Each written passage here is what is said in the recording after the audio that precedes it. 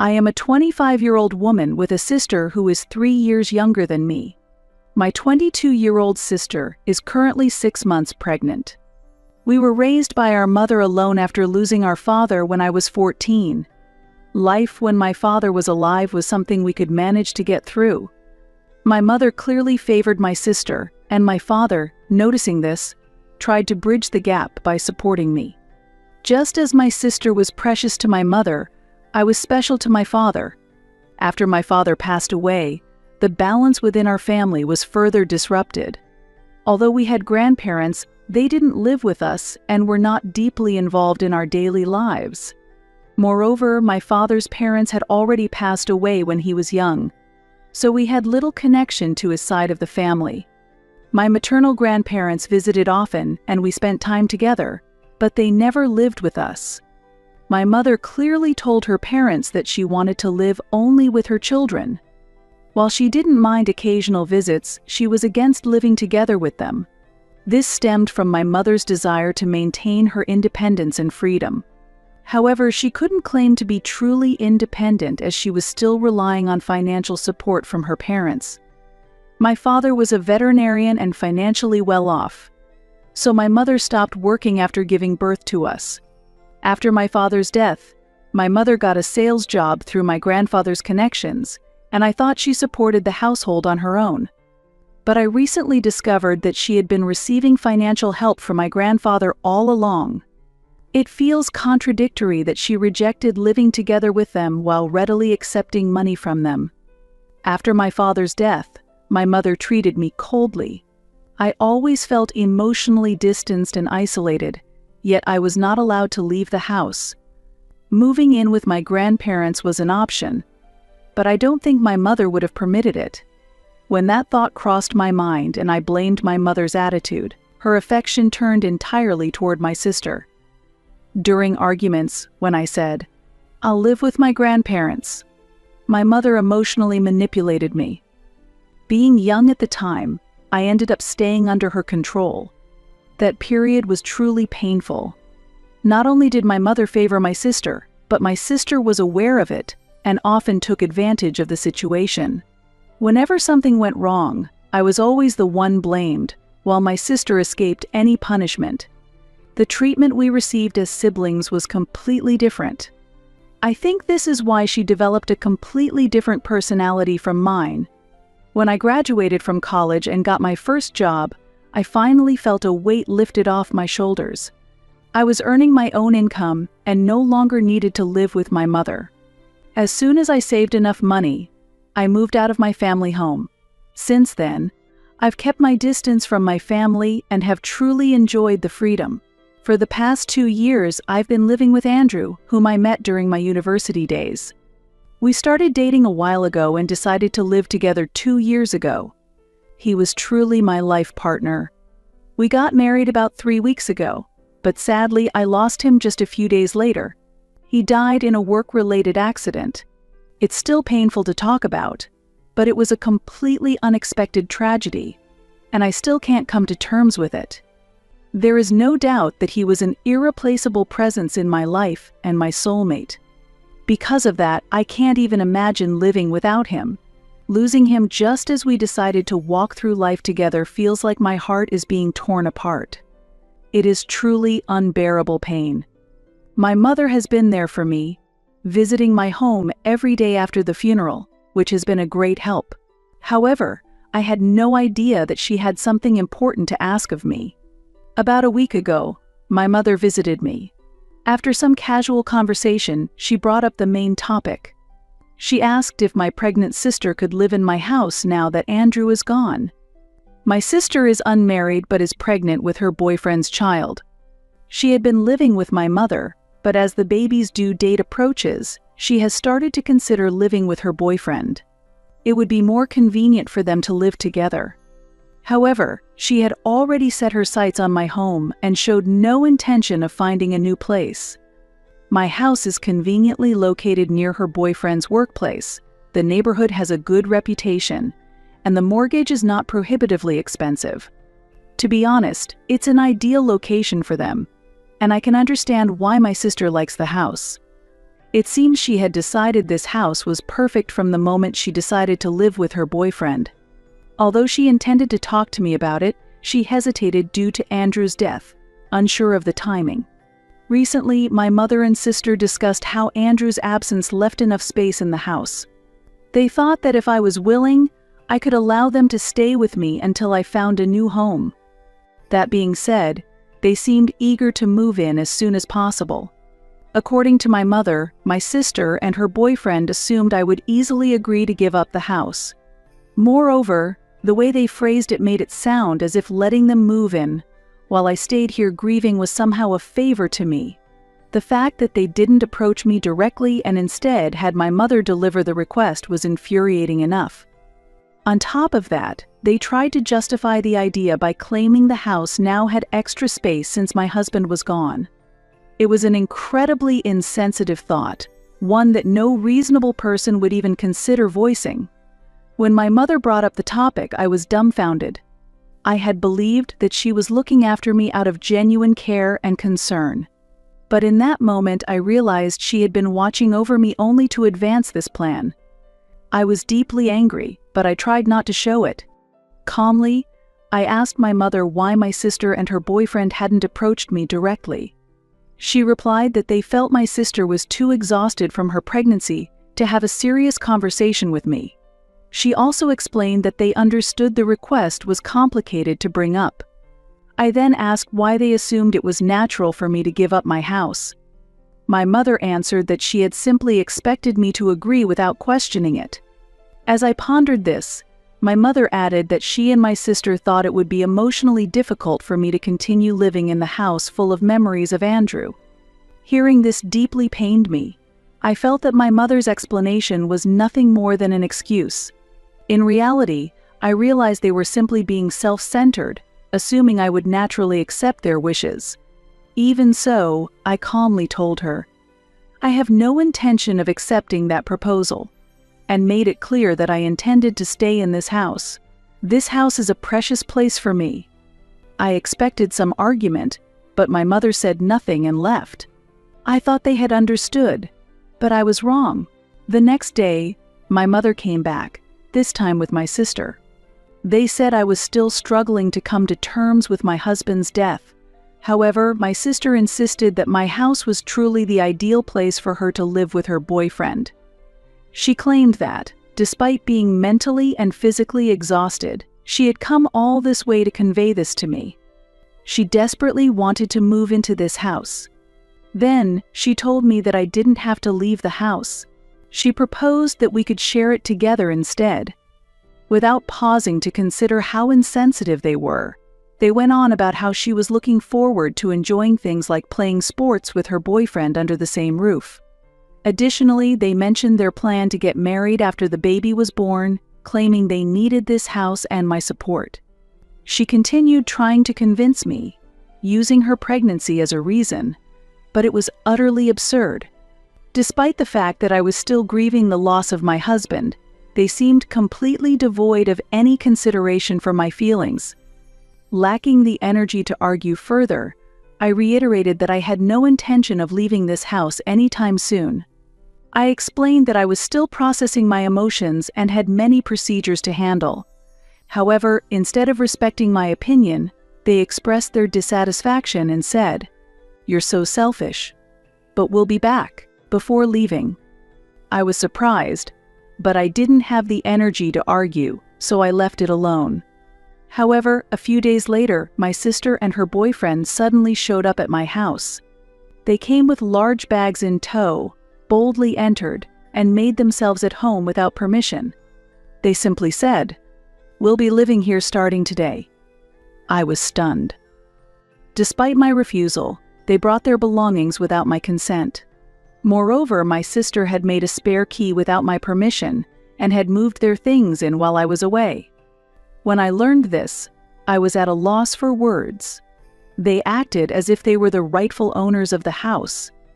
I considered calling the police, but I didn't want to have my pregnant sister arrested, so I decided to take another approach. I had a lawyer prepare documents that appeared similar to a standard rental agreement, but included ownership transfer clauses. My sister, who was unwell due to her pregnancy, didn't carefully review the contents of the document. She asked, "This is just our rental agreement, right?" I didn't answer clearly and only nodded vaguely. Without reading the fine print, she and her boyfriend signed the documents. The document contained terms related to a rental agreement, but also included clauses about assuming the mortgage debt and transferring ownership of the property. As a result, they signed a legally binding contract. After that, I packed my belongings and left, allowing them to use the house. This wasn't out of kindness, but because I knew they would continue causing problems until I agreed. It was a measure to avoid further conflict. There were other ways I could have defended the house, but honestly, I didn't have the energy to pursue them. The main reason, however, was that I planned to sell the house within a few months. Since losing Andrew, I had been planning to move to another state, so there was no reason for me to stay. I started looking for jobs out of state. I could have revoked the rental agreement and evicted them out of spite, but in the end, I didn't. I was already in a difficult situation myself, so I chose to avoid further trouble. I considered staying in a hotel temporarily, but with so much luggage, I decided to visit my grandfather's house instead. My grandmother passed away 3 years ago after a long illness. Since then, my grandfather had been living alone. He sold his old house and purchased a new one in the suburbs, slightly removed from the town. It was a convenient location for me as well. Unlike my mother, my grandfather understood my situation and genuinely cared for me. He was unaware of my mother, sister, and her boyfriend's attempts to pressure me into giving up my house after Andrew's death. When I arrived at his home with my belongings and explained everything, it was the first time he learned about the situation. To be honest, I had no intention of starting a fight. I simply wanted him to listen to my story with an open mind. I felt that giving up the house was my decision to make. I told my grandfather about my plans to move and asked if I could stay with him in the meantime. He listened to me and was visibly upset, saying he couldn't believe how insensitive my mother and sister had been. I thought that since I had willingly given up the house, it wasn't that big of an issue.